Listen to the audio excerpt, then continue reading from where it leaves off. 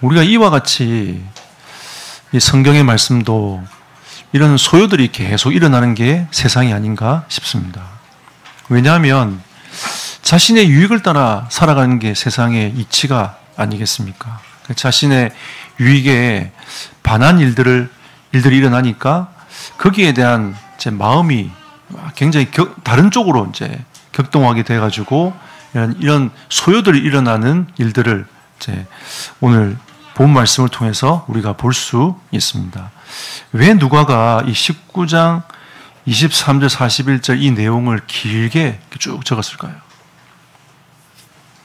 하나님은 오늘 우리에게 너희가 세상이 주는 은혜가 아니라 다른 은혜를 받아라 라고 하나님 우리에게 말씀하십니다. 너희가 세상이 바라보고 가는 그 세상의 사명을 가지지 말고 하나님이 주는 그 다른 사명을 너희가 붙잡아라. 하나님이 오늘 우리에게 다른 은혜, 다른 사명이라는 이 말씀의 제목으로 여러분과 제가 한 주간을 살아가기를 원하십니다. 우리는 서론적으로 두 가지 질문을 한번 해보도록 하겠습니다. 첫 번째는 우리는 어떤 은혜를 받았는가? 나는 어떤 은혜를 받았는가? 이를 진정으로 한번 질문해 봅시다. 그러니까 우리가 정말 여러분이 소원하고 지금 바라고 있는 이것이 여러분이 받은 은혜가 아닐까 생각해 봅니다. 하나님 나에게 부유함을 주십시오. 그러면 이 세상이 원하는 그 조건을 가지고 하나님께 원하면서 나아가는 은혜를 받은 사람인 거죠. 그런데 하나님, 진짜 이 구원의 은혜와 감사와 감격이 나에게 떠나가지 않도록 나에게 은혜를 주십시오. 라고 한다면 이거는 세상이 주는 것과 다른 하나님의 은혜를 받은 사람이 아닐까요? 제가 극단적으로 얘기했지만 우리는 여기에 대해서 자신에게 질문을 한번 던져봐야 되겠습니다. 오늘 구역회 메시지 때도 우리가 버릴 것이 있다. 그걸 버려야 된다라고 했습니다. 사람들의 생각에는 이 복이 물질적인 많은 경제적인 응답이 오는 것이 복이라 생각을 하고 내 육신이 진짜 건강한 게 복이라 생각하고 육신적인 것들을 많이 가지는 것이 건강한 그 복이라고 생각하지만 예수님께서는 심령이 가난한 자는 복이 있다 했습니다. 네가 정말 하나님의 은혜를 알고 하나님의 은혜를 갈구하는 사람이 하나님의 은혜를 받은 사람이 아니냐. 그러니까 우리는 세상의 것을 버려야 하나님의 것을 우리가 얻을 수 있는 것이죠. 예수님께서 요한복음에 계속 그 얘기를 하고 계신 겁니다. 너희가 세상 것을 버려야 된다. 하나님의 선물을 받으라. 성령을 받으라. 계속 말씀하시는 거죠. 두 번째 질문해 봅시다. 난 그래서 하나님 은혜를 받았지. 내가 구원을 받았지. 내가 하나님 자녀지. 우리 이렇게 생각할 수도 있습니다. 그럼 그 가치가 얼만큼 됩니까? 내가 지금 문제가 있어요. 고민이 있습니다. 정말 내가 구원받은 은혜와 감사와 감격이 나의 문제를 넘어서지 못하고 있는가? 아니면 지금 넘어서서 그 문제가 문제되지 않을 만큼 하나님의 은혜가 내게 밀려오고 있는가? 저는 이 질문을 요 근래에 계속 해봤습니다. 나는 내 인생을 두고 내 문제가 많이 있는데 또 세상에도 문제가 많고 이 세상 살아가는 동안에는 문제가 없을 수 없는데 내가 이 문제에 지금 걸려 있는가? 아니면 그 문제를 넘어서서 그 뒤에 하나님의 은혜와 그 축복을 내가 진짜 사모하고 바라보고 있는가? 저는 이 두 번째 질문에서 요 근래에는 자꾸 머뭇거려지는 겁니다. 지난 주간에 하나님이 이거를 벗어나도록 만들어주셨어요. 왜냐하면 제가 그 기도 제목을 잡고 하나님 앞에 계속 기도했다.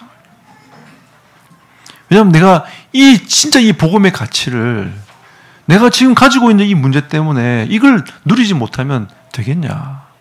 내가 이걸 넘어서서 진짜 이 복음의 가치가 나의 진정한 가치가 되도록 내가 하나님을 누리자. 여러분도 한번 여러분의 인생을 한번 점검을 해봅시다. 그래서 하나님이 오늘 이 19장 말씀을 통해서 우리에게 세 가지를 말씀하시는데 그 첫 번째는 우리는 다른 은혜를 받은 사람들이다. 여러분과 저는 다른 은혜를 받은 사람들이 아닙니까? 우리는 세상을 보는 영적 눈이 있어야 됩니다. 세상은 요한복음 16장 11절에 보니까 세상 임금이라고 있습니다. 세상 임금이 이 세상을 지금 주관하고 있다. 근데 성경은 뭐라고 하고 있냐면 그 세상 임금은 이미 심판을 받았다라고 말씀하고 있는 거죠. 이미 결정났어요.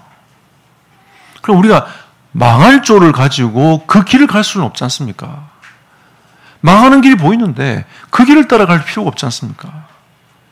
세상의 길은 전도자가 이런 고백을 했습니다. 장망성이라. 장차 망할 성이 아니냐. 우리가 그 길을 따라갈 필요 없지 않습니까? 어두움은 망대를 세워놓고 사람들이 수많은 망할 길을 만들어 놓고 그 길로 오도록 다 이렇게 제시를 하고 있는 거죠. 자기가 원하는 쪽으로 그 종교를 찾아가지고 그 길을 계속 갑니다. 저는 진짜 예수 믿기 전에는 불교가 좋더라고요. 왜냐하면 그냥 거기에 있는 정서가 참 좋아요. 제가 좀 활동적이긴 하지만, 뭐, 운동할 때는 활동적이긴 하지만, 그냥 혼자 있을 때는 가만히 있는 걸 좋아하거든요. 그러니까 이제 그 절에 가보면 그냥 띵 하면서 가만히 있는 그 고요함이 있지 않습니까? 그 고요함이 저는 너무 좋은 거예요.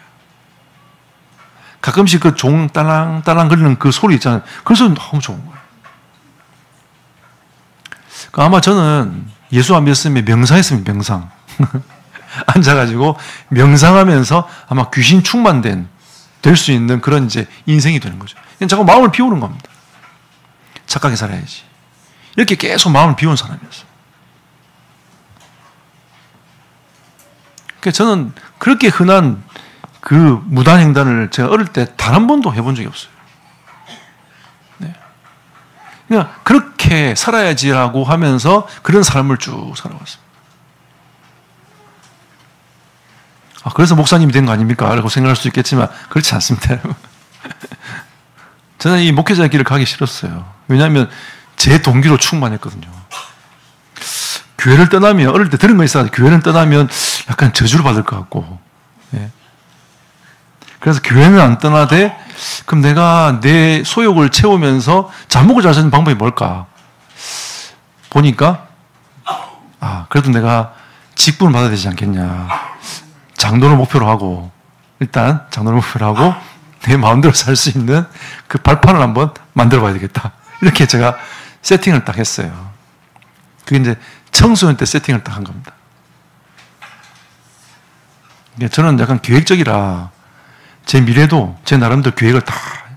그러니까 이게 공상망상이 나중에 되는 거죠.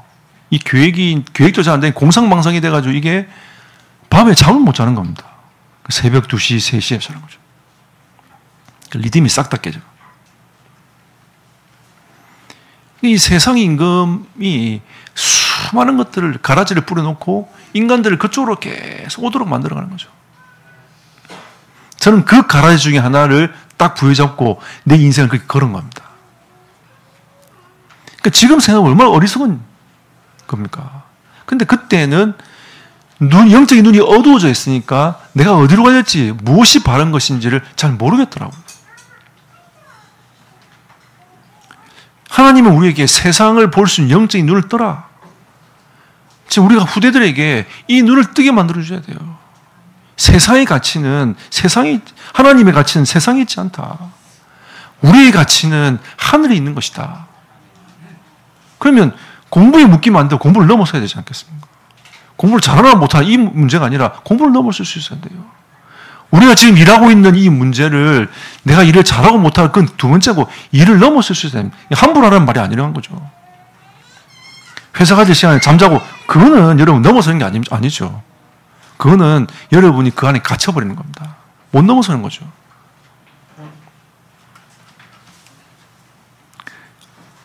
우리는 세상을 보는 영적 눈이 필요합니다. 고린도후서 11장 14절에 보니까 이 사단은 광명의 천사로 위장해가지고 여러분과 저를 속이는 겁니다. 그 길이 만든 것처럼 사주팔자 운명을 딱 만들어 놓고 그 운명 안에서 사람들을 계속 속이는 겁니다. 네 봐봐, 너 집안 이런 흐름이 있지 않냐? 니 똑같이 이렇게 망하는 거야. 이렇게 흐름을 쭉 가도록. 그 고리에서 못 벗어나도록 만드는 거죠. 실제로 어두움에 있는 사람들이 그 사망의 법에 묶여 있으니까 그걸 이용해가지고 속이고 넘어뜨리는 겁니다. 그러니까 사람들이 자기 길도 보이지 않고 눈이 어두우니까 때로 어떤 사람들은 굿도 하고 점치러도 가보고. 저는 뭐 타로 카페 뭐 이런 거 잘 뭐 되겠냐 하는데 실제로 사람들이 많이 간대요. 많이 가요. 점 카페 많이 되겠냐 하는데 그냥 재미삼아 간다고 하지만 사람들이 그 생각에 그 재미삼아라는 그 생각에 잡혀가지고 그 길로 계속 가는 거예요. 왜? 자기 미래가 보이지 않으니까. 저는 제 미래가 보입니다. 뭐 신적 능력이 있어 보이는 게 아니라 그냥 보고만 있다 보니까 내가 가야 될 길이 보여요. 내 달란트가 무엇인지, 내가 무엇을 해야 될 것인지, 앞으로 어떤 삶을 살아가야 될 것인지 보입니다. 그게 잘 안 돼서 그렇지 그게 보여요. 근데 이 사단은 광명의 천사로 위장해가지고 우리를 계속 어둡게 만드는 거죠.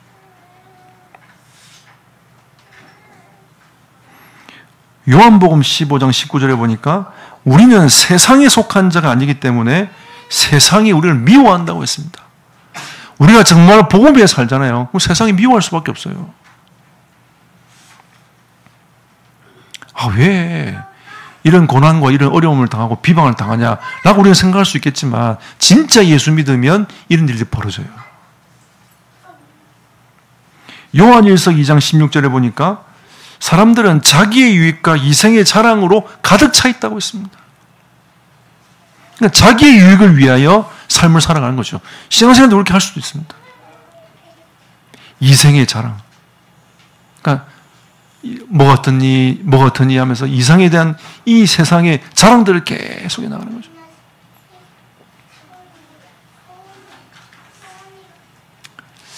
카이스트에 있는 학생들이 계속 자살한다면서요. 1년에 한 8명 정도 자살한대요. 우리가 생각지도 못한 게 아닙니까? 카이스트 아무나 갑니까? 전교 1등에도 카이스트 가기 힘들어요. 그런데 그렇게 공부를 해가지고 그 카이스트에 들어갔던 학생들이 자살을 지금 하고 있다는 거예요. 그럼 우리의 이성의 자랑이 과연 영원한 것입니까? 그럼 과연 진짜 하나님이 우리에게 주신 이걸 가지고 우리가 어떻게 삶을 살아가야 될 것인지. 저는 이거를 예전에 자존심하고 결부시켜가지고 내 자존심에 의하여 요 정도는 내가 해야 되지 않겠냐 이런 생각들을 늘 가지고 있었어요. 하나님이 그것도 박살내보더라고요. 우리는 세상을 보는 눈이, 영적인 눈이 필요합니다. 하나님이 만들어 가시는 나, 하나님이 만들어 가시는 우리의 자녀, 하나님이 만들어 가시는 우리의 가정, 하나님께서 만들어 가시는 우리에게 주시는 은혜가 우리에게 있지 않습니까? 그래서 우리는 오직 하나님의 은혜를 구하는 삶을 살아가야 됩니다. 다른 은혜를 구하지 않는 삶이 되기를 예수 이름으로 축복합니다. 우리 진짜 하나님의 은혜를 구하며 삽시다. 이번에 어떤 목사님하고 대화하다가 어떤 목사님이 저한테 그런 얘기 하시더라고요. 목사님, 내가 요즘에 간절함이 있습니다. 진짜 전도하고 싶어가지고 전도를 두고 기도하고 있습니다. 그런 얘기를 저한테 하는 겁니다. 그러면서 하나님 지금 현장에 문을 열어가시는 것들을 쭉 얘기하시는 거예요. 근데 그전에는 다른 간절함이 있었던 거죠. 제가 결론에 나중에 얘기하겠습니다만 우리가 다른 은혜를 구하는 이 삶이 아니라 하나님의 은혜를 진짜 구하는 삶을 살아간다면 하나님은 거기에 응답하시고 인도해 가시는 거예요. 저도 제 인생에 중요한 전환점들이 있었습니다. 그 전환점마다 하나님 앞에 하나님이 주신 진짜 은혜를 간구했을 때에 당장 앞에 펼쳐 보여가지고 하나님이 나에게 이거다! 라고 보이진 않았지만 결론적으로 하나님 그렇게 인도를 쭉 해가셨어요. 진짜 하나님의 은혜를 구할 때 하나님은 여러분에게 응답하실 겁니다. 우리는 다른 은혜를 구하지 말고 하나님 주시는 은혜를 구하는 삶을 살아갑시다. 다니엘 3장 16절 18절에 다니엘 친구 3명이 나옵니다. 사드락과 메삭과 아벳느고, 이 세 친구가 나와요. 왕 앞에 신상 앞에 절을 해야 된다는 그 조서 앞에 자기들이 믿음을 다 고백하는 이 세 친구의 모습이 나오는 겁니다. 내가 저 붉은 불에 들어간다 할지라도 나는 신사 앞에 절하지 않겠다 했습니다. 하나님이 나를 구원하지 않는다 할지라도 나는 신사 앞에 절하지 않겠다. 이 다니엘서에 그 사람들이 하나님 앞에 결단을 딱 한 겁니다. 왜 그들이 그런 일을 했을까요? 그들은 공직자들이기 때문에, 포로였지만 공직자들이기 때문에 잘 먹고 잘 살 수 있는 문이 이미 다 열려있는 사람들이었습니다. 왕에게 인정을 받았던 사람들 아닙니까? 근데 자기들은 알았어요. 왜 이스라엘이 포로가 됐는지 알았던 거죠. 망하지 말아야 될 이스라엘 백성들이, 언약의 백성들이 망해가지고 포로됐지 않습니까? 그 이유를 알았어요. 가슴에 딱 담았던 거예요.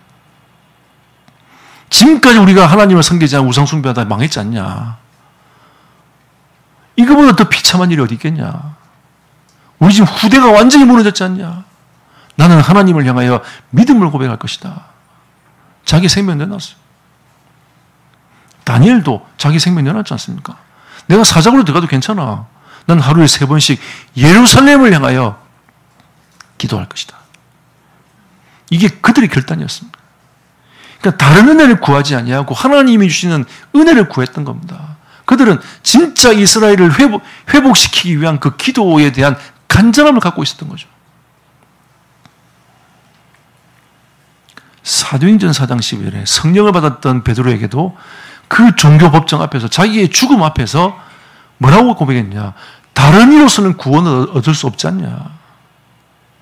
그러면 바리새인들 입장에서는 그동안 가져왔던 모든 것이 한 방에 다 무너져 버려요. 인정하는 그 순간 한 방에 다 무너져요. 근데 그 구원의 길은 오직 그리스도밖에 없다는 것을, 예수밖에 없다는 것을 고백하게 된 거죠. 그러니까 우리가 다른 은혜를 구하는 게 아니라 오직의 길을 걸어가야 됩니다. 오직 그리스도. 두 번째로 우리는 다른 사명을 받은 자들 아닙니까? 세상의 주관자의 사명은 자기의 유익을 구하는 자들입니다.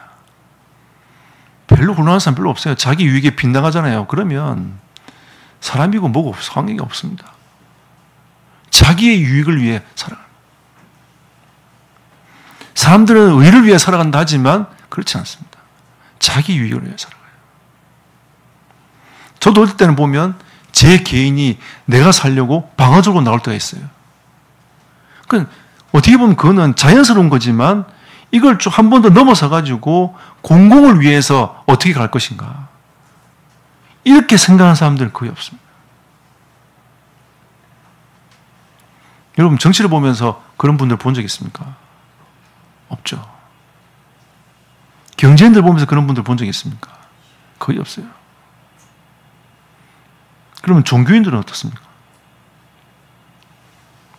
우리가 영혼을 얻고 잘 봐야 됩니다. 그게 낙심할 게 아니라 세상 그럴 수밖에 없다는 것을 볼 수 있어야 돼요. 그래서 오직 그리스도가 아니면 안 된다는 것을 우리가 볼 수 있어야 됩니다. 하나님 우리에게 다른 사명을 말씀하고 있는 거죠. 이걸 잘 봐라. 영적인 눈을 떠서 잘 보시기를 여러분 축복합니다. 오늘 19장 24절에 보니까 우상의 모형을 만들어서 생업을 꾸려가는 자들 아닙니까? 그러니까 이 지금 에베소 지역이 어떻습니까? 바람이 불어가지고 많은 사람들이 복음을 받아갖고 변화되어지는 이 장면들이 계속 일어나잖아요. 그리고 막 5만이나 되는 그 마술하는 사람들 가지고 책을 불살라버렸으니까 이게 지금 얼마나 위협적입니까? 그 사람들은.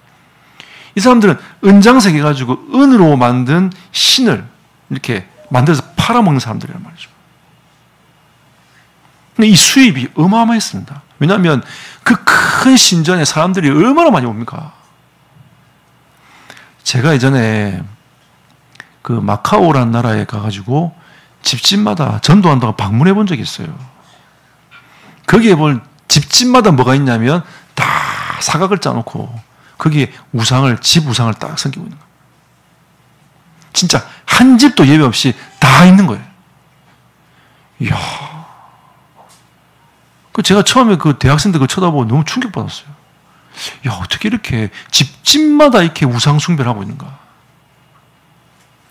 에베소 지역 같은 거죠. 그걸 소장하고 있는 겁니다. 그 신을 소장하고 집에도 두고 그걸 섬기고. 중국도 가보니까 복 달라고 있잖아요. 돈 있는 사람들은 좀 좋은 우상을 갖다 놓고 돈 없는 사람들은 그냥 벽지에다 그 포스트 있잖아요. 포스트. 그거 딱 붙여놓고 이 집은 돈이 없는 집안인가 보다. 이렇게 생각해요. 그들이 지금 아데미의 신상을 바라보면서 바울과 그 팀이 지금 우리가 그 신상에 의하여 아데미가 이 욕되게 되는 거다라고 이 사람들이 지금 얘기를 계속하고 있지 않습니까?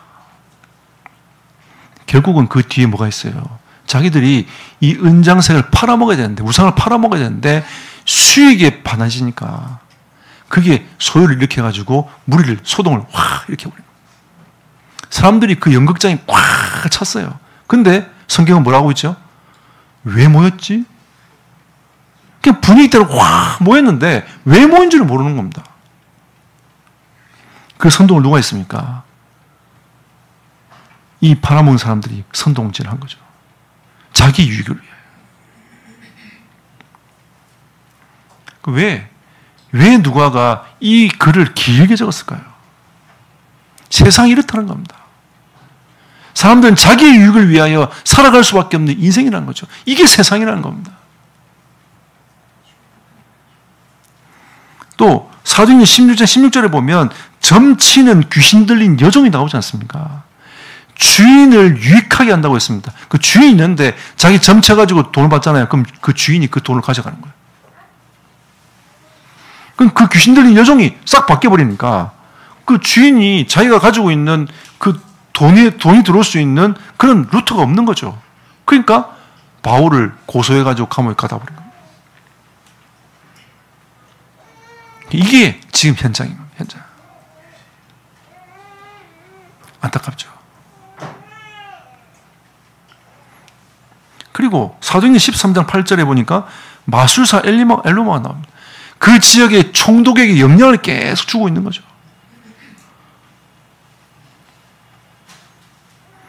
그들은 자기의 유익과 자기의 이익을 위해서 그렇게 계속 영적인 어둠과 결탁해가지고 계속 갑니다.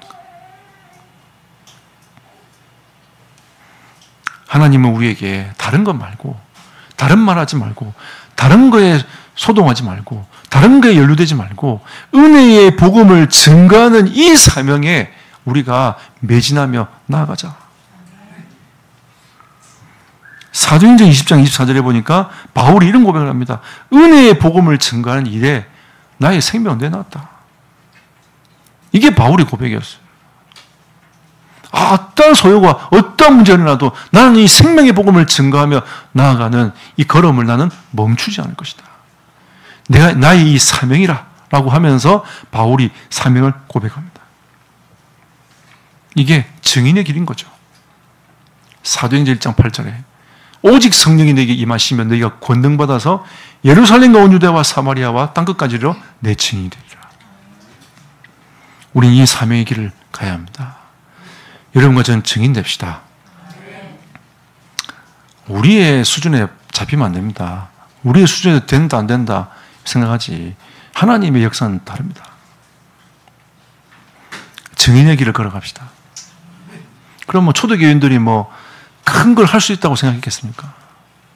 정치적으로는 로마에 갇혀있지, 종교적으로는 유대에 갇혀있지, 자기들이 할 수 있는 게 아무것도 없어요. 그냥 마가의 다락방에 모여서 기도하는 것밖에는 답이 없는 겁니다.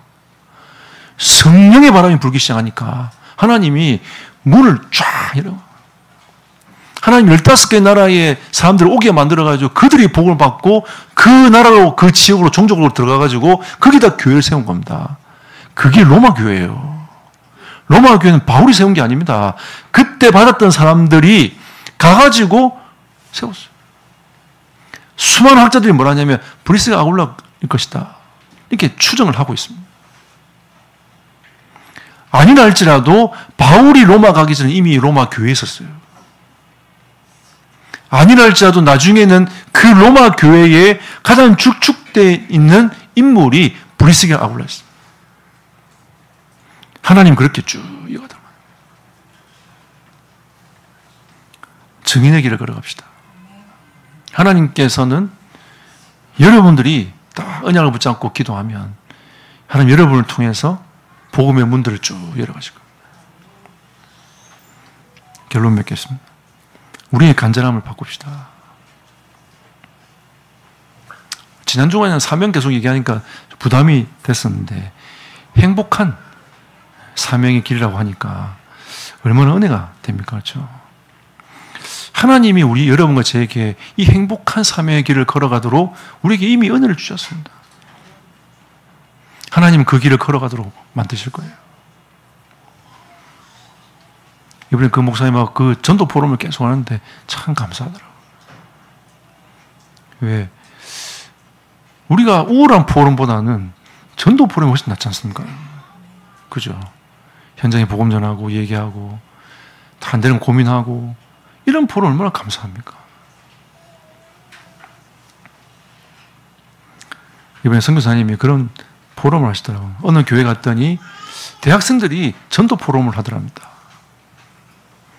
그게 뭐라고 하냐 가만히 들어보니까 자기는 전도하러 나가기 싫었는데 그럼 내가 전도하면 친구와 의절할까 봐 고민했는데 이러면서 포럼을 하는 거죠. 그냥 그 자기 친구를 두고 기도하고 다 떨리는 마음으로 한 복음을 전한 거예요. 근데 이 친구가 예수님 영접한 겁니다. 그리고 그 장로님을 데리고 장로님 사역해 주십시오. 자기가 조장 역할을 하고 그 친구랑 장로님 불러가지고 사역, 말씀 공부를 시작한 거죠. 우리는 다 이와 같은 두려움이 있습니다. 어떻게 될까? 친구랑 의절하지 않을까? 막 이런 우리의 실질적인 문제 속에 자꾸 부딪힌다는 거죠. 근데 우리는 왜 그 생각을 하고 있습니까?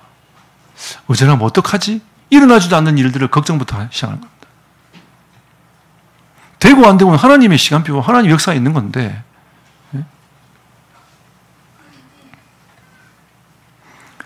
만약에 제 같았으면 그 친구가 의절하더라도 한 복음을 전해봤을 것 같아요. 제 경우라면. 왜냐하면 이 복음이 나에게는 정말 소중한 복음이었습니다. 왜?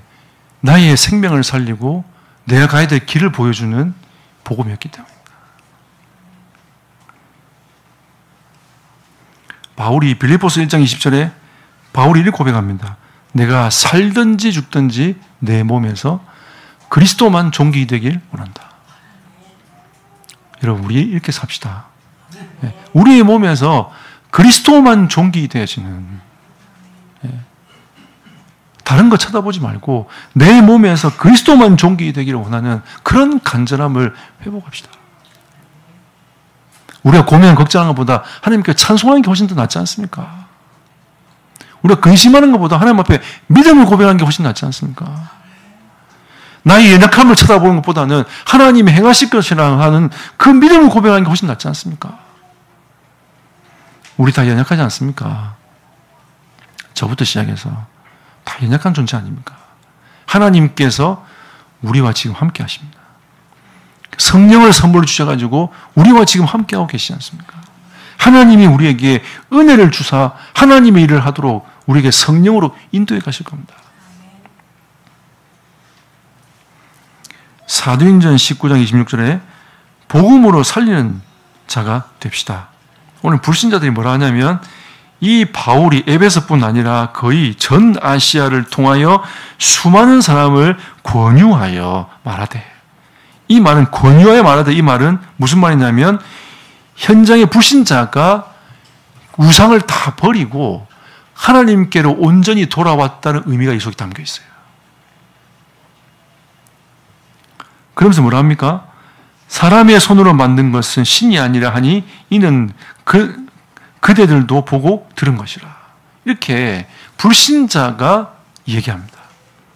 바울과 그 팀이 전도운동했던 그 전도운동을 쭉 보면서 야, 저 사람들은 진짜 우리 아데미 신상에서 절하던 사람인데 저 사람이 변해가지고 예수 믿는데 이 말인 거죠.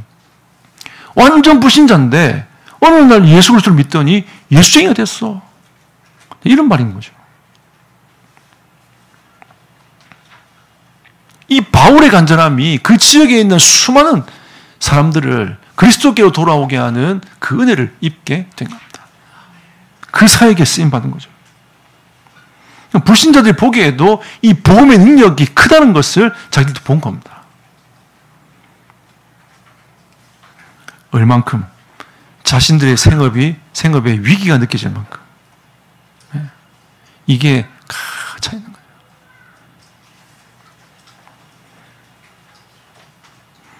우리의 간절함을 바꿔봅시다. 우리의 안전함도 좋지만 우리의 간절함도 좀 한번 점검해 볼 필요가 있지 않냐. 마지막으로 누가복음 23장 28절에 예수님이 너희들의 간절함을 바꾸라고 말씀하고 있습니다. 예수님이 십자가를 향해 가니까 여자들이 따라가면서 계속 우는 겁니다. 얼마나 마음이 아프겠어요. 예수님이 십자가로 가고 있는 그 모습인데 얼마나 마음이 아프겠습니까? 당연히 울죠. 우리가 그 상황을 생각해 보면 이해가 됩니다. 여러분 생각해보세요. 여러분 가장 가까이 있는 사람이 그 십자가에 죽으러 가고 있는데 얼마나 그 가슴이 아프겠어요. 우리의 자녀가 만약에 고통 속에 있으면 죽음 앞에 있다면 얼마나 부모가 마음이 아프겠습니까? 울겠죠, 당연히. 예수님 뭐라 하냐? 여자들이여, 나를 위하여 울지 마라. 이렇게 얘기합니다. 너와 너희 후대를 위해서 울어라. 왜 그런 얘기를 합니까? 이스라엘이 망할 길을 갖고 가고 있는 거죠. 이스라엘이 망할 길로 계속 가고 있는 겁니다. 망하지 말아야 될 이스라엘 백성들이 포로돼 갔죠. 망하지 말아야 될 이스라엘 백성들이 종살이 했죠. 망하지 말아야 될 이스라엘 백성들이 속국도 갔죠.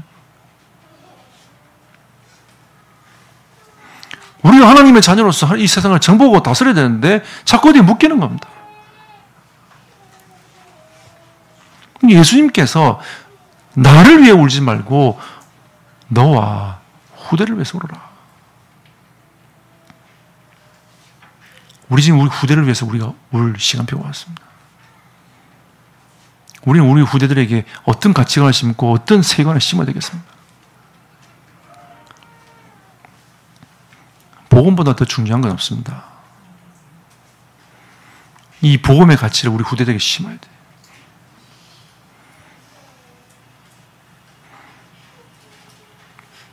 이걸 심어가지고 우리 후대들이 복음 붙잡고 세계를 바꾸도록 만들어야 됩니다.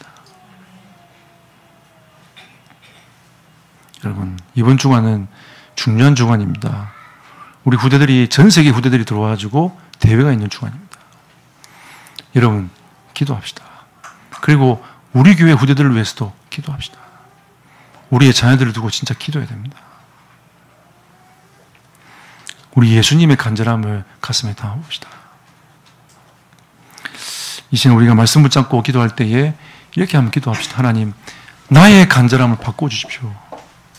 진짜 하나님의 은혜가 내 가슴 속에 임하기를 원합니다. 하나님의 눈물이 나의 눈물이 되기를 소원합니다. 하나님, 나에게 은혜를 부어달라고 이 시간 함께 조용하지만 간절함을 가지고 하나님 앞에 기도하도록 하겠습니다.